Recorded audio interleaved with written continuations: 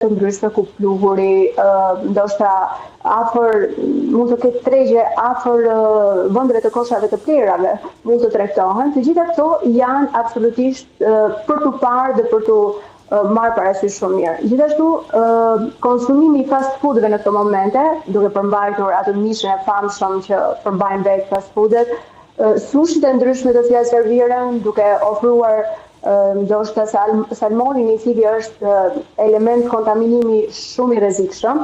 Atë bukën që ne e rekomandojmë shumë shpesh me avokado dhe me atë vezën e jo të gatuar mirë, ajo veza jo gatuar mirë në këtë periudhë është shumë e dëmshme dhe mund të kthehet shumë toksike. Për këtë këshillohet që mishi të jetë i gatuar shumë mirë në temperatura të larta, gjithashtu veza duhet jetë e zier shumë mirë, qumshti dhe në produktet e tij duhet të jenë të pasterizuara dhe të ruajtura në temperatura shumë të mira në mënyrë që të shmangen këto kontaminime të ndryshme.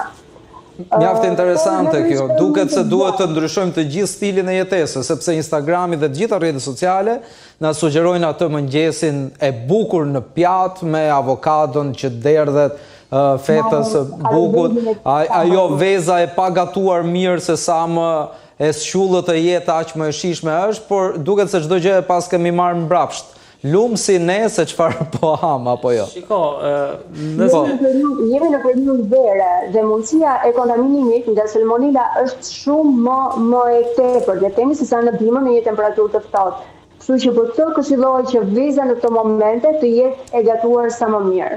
E zier, domethënë. Pra zonja Kalleshi, sepse flasim kaq shumë për salmonelën, jemi referuar disa rasteve të elmimit, por ka si zgjidhje të vetme mirë gatimin çdo gjë, që mos mbetemi vetëm tek salmonela? Tani ne e dimë që perimet nëse kalojnë në temperatura ose gatuan shumë, humbin ato vlerat ushqyese të tyre. Kështu që jo për të gjitha ushqimet ne kemi le të themi gatime të gatuara fort, shumë fort. Për shembull, ka shumë njerëz që preferojnë krudët e peshkut në breg derte. Krudët janë përsëri një burim i zhvillimit të këtyre patogjeneve. Nuk e di nëse kisha një ndërhyrje duke të studio, nëse jo, zoti Pilku, me sa duhet konfirmon çdo gjë që ju po thoni në këtë. Krudët mund të arrijnë deri në krijimin e hepatiteve, me fjalë aq të dëmshme janë. Nëse ato nuk kanë kaluar atë procesin e ngrirjes, pra të shpejt, nga prerja dhe në ngrirje të shpejt, jo vetëm që mund të marrish infeksione bakteriale, por ti mund të kalosh deri në hepatit. Shkojmë edhe këtu.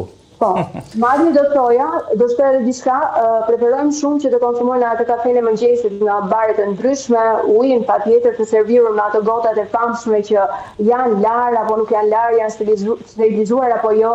Kemi pasur afër një person që sapo ka konsumuar një kafe, por ka qenë i sëmur, me një sëmundje qitse, edhe këto duhet të jenë shumë të kujdesshme. As më mirë ato kutit kartoni ndoshta të na servire ose ndoshta pse jo të preferonin gjërat të cilat janë hermetike të mbyllura në qelë gjithmonë, pa sheqera, pa konservant, pa aromatizues, gjëra pra më shumë bio le të themi dhe organike se sa ushqimet të cilat kanë një farë kohë që janë ruajtur. Sepse problemi është, unë të them të drejtën, shikoj shumë shpesh skadenca, përpiqem të zgjedh persona të cilët vërtet le të themi kompani të sigurta, por po të hap frigoriferin, tani në këto momente kam bler mbrëm në një supermarket me shumë emër, kam bler qumësht, dhe qumështi ishte i prishur.